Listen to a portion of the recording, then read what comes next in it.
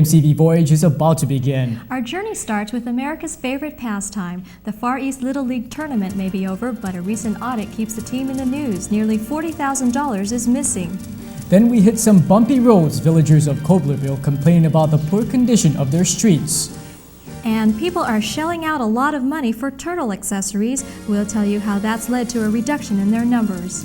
The numbers on the clock indicate that tonight's KMCV News is about to begin. Stay with us.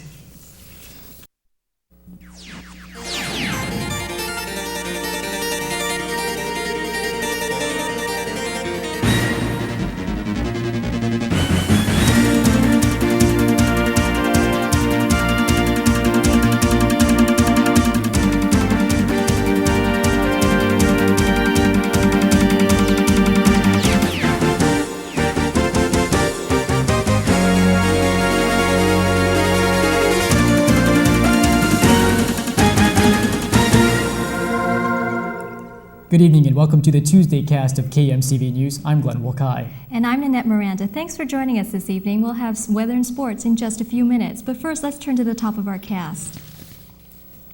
In light of the CNMI budget and deficit situation, mismanagement of funds is the last thing the government needs right now. Yet a recent audit report on the CNMI Little League Baseball Association reveals that careless and needless spending were commonplace. Here's a look at why the organization is not batting 1,000.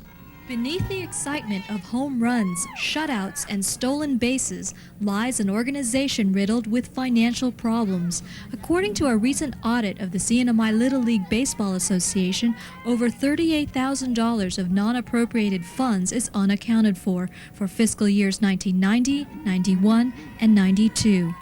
In 1990, over $21,000 in withdrawals could not be justified. In 1991, the amount was over $10,500. In 1992, it was over $5,800.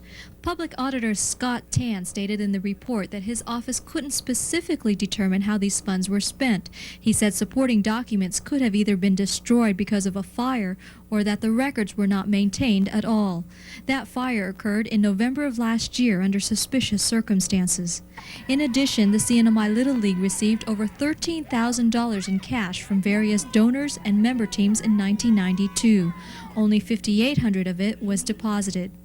As far as appropriated funds, auditors found impropriety pertaining to travel. Advance checks were cashed without the knowledge of payees. Trips were made by people not connected with the Little League Association. The number of travelers sent to off-island tournaments exceeded the number of participants actually needed. This man, former Little League President Jesus Pangilinan, has been formally charged with 3 counts of forgery in connection with the missing funds, but those 3 checks only total to $1,600. The Public Auditor's Office has made the following recommendations: require the former president to account for the undeposited cash receipts and cash withdrawals. Replace the savings account with a checking account. Prepare an accounting and administrative policy and procedure manual, especially on travel. Require association presidents and treasurers to submit an annual report.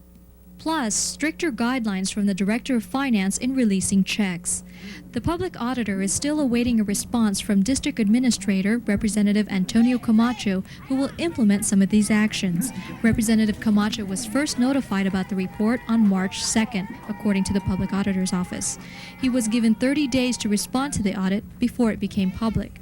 Camacho was again asked to respond on April 14th, which he also failed to reply to. Meanwhile, former Little League President Jesus Pangilinan is scheduled to appear in Superior Court tomorrow. According to Assistant Attorney General Russ Marsh, Pangilinan will enter a change of plea. His original plea was not guilty to theft and forgery charges. And the last 3 men in a group of 7 arrested on various ICE charges appeared in Superior Court today for a preliminary hearing. Angelito Manaay, Romeo Ipil, and Raimundo Lazaro, though, have been ordered to come back Thursday morning when their 4 other cohorts will appear before a special judge. The 7 men were arrested last week in a buy-bust operation involving a confidential informant. The informant was able to buy 5 packages of ice using $3,000 in marked money. Court-appointed attorney David Wiseman asked that the bail of his client, Romeo Ipil, be reduced, but Judge Miguel Demapan was reluctant to do so because Ipil had not yet had a hearing.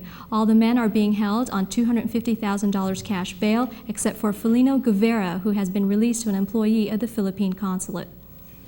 And police are still ruling the death of a garment factory worker as a homicide. An autopsy by Dr. Hannon from the hospital has revealed that Sandy Poon suffered from stab wounds to his head and neck. The doctor also determined at the time of his death to be Thursday night. Poon was found Friday morning in the bushes near the Kobler basketball court. Police Chief Antonio Regis says they have no leads or suspects at this time. The tourist facing several counts of theft and forgery charges has entered a plea agreement with the Attorney General's office. By doing so, Samuel Samonte waived his right today in Superior Court for a preliminary hearing. Assistant Attorney General Cheryl Gill asked Judge Miguel Demopon for a later court date because an ongoing investigation has revealed that there may be more illegal activity than what Samonte is charged with. Judge Demopon granted Gill's motion. Samonte is due back September 2nd. He is expected to plead guilty to the theft and forgery charges at that time and may face deportation. Samonte allegedly bilked several Filipino nationals and local businesses out of thousands of dollars. Meanwhile, he is being held on $50,000 cash bail. And coming up next, if you have turtles hanging off your body or your walls, you are breaking the law. And villagers of Koblerville are demanding that their roads be fixed. Details after the break.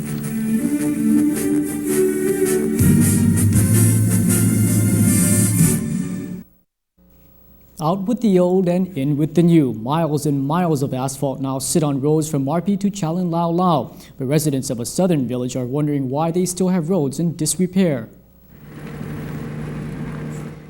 This video seems a little bit jumpy because the road is very bumpy. Those traveling through Koblerville try their best to dodge potholes. This woman talked to our reporter Monette Pastano, saying the road has been in disrepair for at least 10 years. But when I drive, I have to drive slowly because my car is kind of old. I have to take care. I think this road needs to be paved because when it gets really sunny, the dust, and it's also a risk to our health. If I'm a pregnant lady, I drive on this kind of road. If something wrong with my baby, maybe I'm going to talk about this. Recently, these signs went up pleading for help from congressional representatives. I don't know who put those signs up, but it's sure nice. There are 6 representatives for Koblerville. We tried to contact all of them today. There was no answer at the offices of Herman Palacios and Antonio Camacho. Calls were not returned from Ometo Meritita, Herman Guerrero, Tomas Villagomez, and Ana Terragetso. Maybe the sooner they fix, it'd be great. The road is not too good, and some drivers, they go up and down the street so fast. You know, I could imagine when it's paved also, but you know, I think if it's paved and then they put road bumps, I think it would be great. It would just be great. The potholes have reduced the longevity of tires and has forced many residents to realign their cars more often than they'd like to. This bus driver says there have been quick fixes in the past, but each downpour tears up the road. Yeah, sometimes they fix it, just spread some corn, and later on when it's raining, that's the time it's turn again to be like this. Sometimes when reckless drivers, they go fast, their vehicle slips on the road. That driver says one of the benefits of the bumpy road is that it keeps people's speed down, thus protecting children at nearby Koblerville Elementary School. The Commonwealth has one of the most experienced drug treatment programs in the Western Pacific, particularly in the area of ICE. And a local expert is gearing up to share that knowledge. Dr. Joe Villagomez of the hospital's Drug Rehab Center has been asked by the World Health Organization to speak at a drug and alcohol conference next week. Topics will be tailored to problems specific to the Micronesian population. Although ICE has not yet reached epidemic proportions in other parts of the Pacific, experts say the drug is creeping up in Palau, Pohnpei, and Chuuk. And it's going to get much worse, just like what we're seeing here. So we're going to share some of the experiences we're having, the successes we're having in treating some of these people. What are the things we're experimenting with because we don't have anything to go on in terms of how they're doing. So those are the kind of things that we're trying to work on in sharing the information. A lot of it, when I go there, it's us sharing what we're doing here. We are not going to get a whole lot back on ICE because they're not seeing the problems yet. But I think the key thing is at least we're talking about what's going on. I mean, alcohol. Dr. Villagomez says alcohol is still the #1 drug problem in that area. He says most men don't live past 60 years old because of alcohol-related problems such as uncontrolled diabetes, high blood pressure, and cardiac complications. Use is high among this group because alcohol is a mood-altering drug. Thing is that alcohol allows a lot of especially the gentlemen, the men in the culture are not very easily to vocalize their feelings, to say how they feel about situations in the family, how they feel about their father, their mother, especially if there's some trauma in their childhood like incest or sexual abuse or child abuse. Well, alcohol gives them that vehicle to express, to vent out the feelings. The conference will be held in Policar, Pohnpei next week from August 9th to the 13th. And throughout Micronesia, animals are in danger of extinction. There are 11 species on the CNMI endangered list. 2 of them are turtles. The number of reptiles within the CNMI are continuing to drop. On tonight's Eye on the Environment, we take a look at the Commonwealth's poaching problem. Turtles have been known to lay their eggs on the southern shores of Saipan, but the breeding process has been interrupted by man. Division of Fish and Wildlife spokesperson Melissa Upton explains. And because of recent development, turtles are not laying their eggs on the beaches around Saipan especially, and maybe other areas of the CNMI. In addition, Upton says commercial poaching is the main reason for the dwindling numbers. And that's probably one of the biggest. And the international trade in sea turtle products, like the shells and jewelry and that kind of thing. And also in commercial fishing, where sea turtles get caught in the nets and end up drowning. People shell out a lot of money for the highly sought-after commodity. Turtle shells are often made into jewelry, perhaps a necklace, ring, or bracelet. However, if you have a turtle hanging on your wall or off your body, you could be in for a big surprise. So if you have the shell or the jewelry, you cannot import that into the CNMI. It will be confiscated. As long as there's a demand for turtle accessories, Upton says there will be a market for the illegal items, but the risk will be greater. Because the turtle is on the CNMI and Federal Endangered Species list, you could lose more than your shells. A fine or penalty of $1,000 up to $5,000, and we're in the process of amending our regulations to make the penalty more stricter. Upton says if development on beaches continues, sea turtles will no longer be able to reproduce in the CNMI. There are certain areas where humans and turtles should stay away from. 3 beaches made this week's marine water quality list of contaminated areas.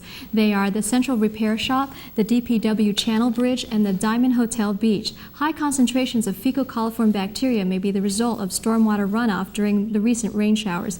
DEQ advises the public not to fish or swim within 300 feet of these locations for the next 2 days. And now we get into sports. Will you ever swim in a contaminated area? No, Glenn. Never have. Matter of fact, I haven't gone swimming for quite a while. Do you know how? You sure do. Well, we have NFL preseason action with the Cowboys and Vikings. And our Far East tournament is over with a 3-way tie for second.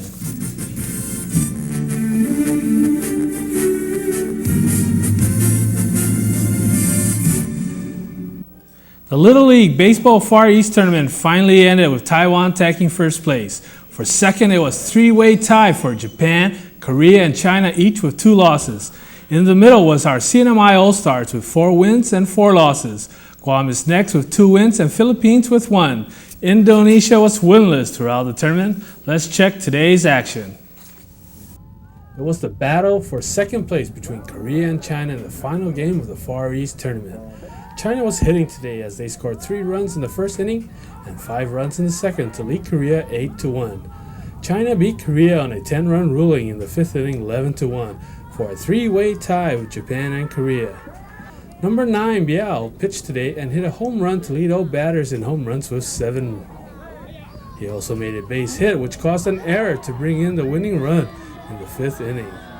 Then it was time for fun as each team put out 4 players in a matchup between the East and the West. The East team consisted of Korea, CNMI, Taiwan, and Indonesia. Our very own Wilton Yotel was the first to score with a home run. And congratulations goes to Taiwan on their victory in the Far East Tournament. Good evening and welcome back. Tropical storm Robin is now south-southwest of Guam, and right now Robin poses no immediate threat to the islands, although we will be receiving rain showers, and we'll keep you posted again if there's any changes as it develops.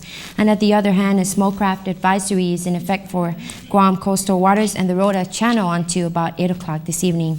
For tonight's forecast, expect cloudy skies with isolated light to moderate to heavy showers. Winds usually 10 to 20 miles per hour with gusts to 30 miles per hour in or near showers, and the low temperature in the mid-70s. And in the region, we posted a steady degree reading today of 89 degrees. Our neighbors in Rota, Tinian, along with Guam, posted the same temp of 88 degrees under sunny skies with rain showers. Palau was 84 under cloud covered. Yap was 86. Ponape's temperature was in the upper 70s with rain. Module was 86 degrees, and Chip today posted a high of 78. Taking a look at the temperatures in the Pacific, Manila today posted an 82-degree reading. Honolulu was 89 with sunny skies. Hong Kong had rain showers with 82 degrees. Tokyo posted 73. Seoul's temperature was 75 degrees. Taipei was in the upper 80s. And down under in Sydney, Australia, the temperature was 50 degrees under rain shower. Seas tonight will be moderate, 4 to 7 feet. Surf conditions 6 to 9 feet on southeastern clockwise through western beaches and reefs, and 3 to 6 feet elsewhere. Our first tide tonight is due up at 18 minutes after 9 with a high of 2.3 feet, and the tide will drop to a low of 1.2 feet at 2:46 early Wednesday morning.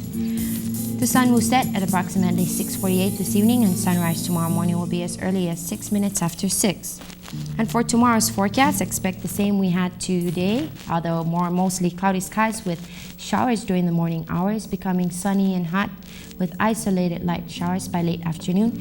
Expect the winds coming in from the east with 15 to 25 miles per hour, gusting up to 30, and the high temperature in the upper 80s. And that's all for our weather report. I know we had a lot of rain today, but that tropical storm Robin's not going to turn around, come back and hit us. Well, we're not sure though, it's hard to tell. Yeah, Mother Nature knows best. That's it. This journey through this newscast has come to an end. Thank you for joining us this evening. We hope to see you again tomorrow. Good night. Good night. Yes.